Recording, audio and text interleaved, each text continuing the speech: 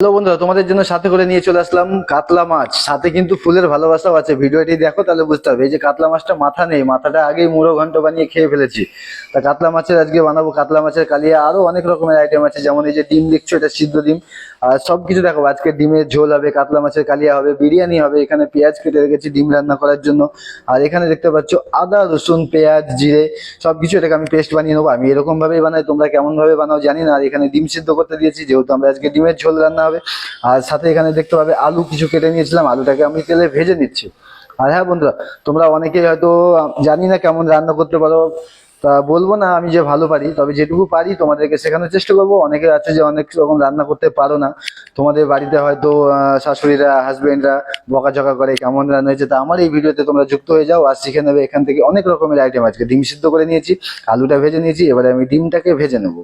আর ডিমটা দেখছো কত সুন্দর। এখানে আমি একটু সামান্য হলুদ মাখিয়েছিলাম, আর তেলে এর আগে আলু ভেজেছিলাম, সেই কারণেই হলুদ ওতে রয়ে গেছে। আর এখানে দেখছো খাসির মাংস। খাসির মাংসটা কিসে হবে, এটাকে আমি প্রেসার কুকারে সিদ্ধ করবো। মশলা মাখিয়ে রেখেছি ম্যারিনেট করতে, একটু দই ঢেলে রেখেছি। আর আছে এখানে চিকেন। তাই এই চিকেনটা হবে বিরিয়ানির জন্য, আর খাসির মাংসটাও হবে বিরিয়ানির জন্য। মাটন বিরিয়ানি সাথে হবে চিকেন বিরিয়ানি। তা পুরো রেসিপি আজকে আমি তোমাদেরকে শেয়ার করবো, কিভাবে আমি বানাই। তোমরা সাথে থাকো, দেখতে থাকো। মটনটাকে আমি প্রেসার কুকারে ঢেলে দিচ্ছি, এটা একটু 4টে সিটি মারবো। আর এখানে ডিম রান্না করার জন্য আমি দেখতে পাচ্ছ এখানে একটু জিরে তেজপাতা একটু ডালচিনি আর পেঁয়াজটাকে ভালো করে ভেজে নিলাম। এবারে আমি আদা রসুনের যে পেস্টটা বানিয়ে রেখেছিলাম, সেই পেস্টটাকে একটু ভালো করে নাড়িয়ে চাড়িয়ে নিয়ে এটাকে পাকিয়ে নেবো। এবারে এখানে আমি ঢালবো একটু লঙ্কা গুঁড়ো, একটু হলুদ, একটু লবণ, আর একটু হালকা পরিমাণে ধনিয়া পাউডার, একটু জিরা পাউডার। এটাকে ভালো করে কষিয়ে নেবো। সাথে একটু টমেটো ঢেলে দিয়েছি, টমেটো গুলো দেখতে পাচ্ছ কত সুন্দর। আর এবারে আমি মশলাটাকে ভালো করে কষিয়ে নেওয়ার পরে আলু ঢেলে দিয়েছিলাম, যে আলুটা আমি ভেজে রেখেছিলাম। এবারে একটু জল দিয়ে এটাকে ভালো করে পাকিয়ে নেবো। মশলাটা পেকেছে, এবারে পুরোপুরি কষানোর পরে এবারে আমি এটা জল ঢেলেছি। এখনো ডিম ঢালিনি, ডিমটা পরে ঢালবো।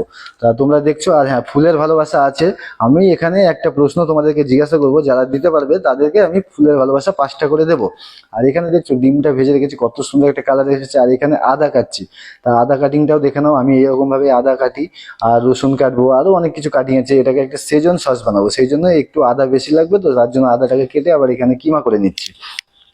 আর ওইদিকে একজন দেখছো এখানে রসুন কাটছে, তা আমিও কাটবো। ওকে বললাম যে, ও পারে না যেহেতু, তাও ওকে বললাম কাটতে। আদাটা একটু কাঁচাই খেয়ে নিচ্ছি, যেহেতু একটু কাশি কাশি ভাব হচ্ছে, তো তা সেই জন্য কাঁচা আদা কিন্তু লবণ দিয়ে খেলে খুব ভালো কাশির পক্ষে। এখানে দেখছো এটা রসুন কাটছি, রসুনটাকেও কিভাবে কাটছি তোমরা দেখছো। এরকম ভাবে কেটে এটাকে আমি একটু কর্নফ্লাওয়ার আর একটু ময়দা মাখিয়ে ভালো করে কুলোতে একটু ঝেড়ে নিয়ে পরিষ্কার করে নেবো। পরে আবার এটাকে মিক্সিতে কিমা করবো।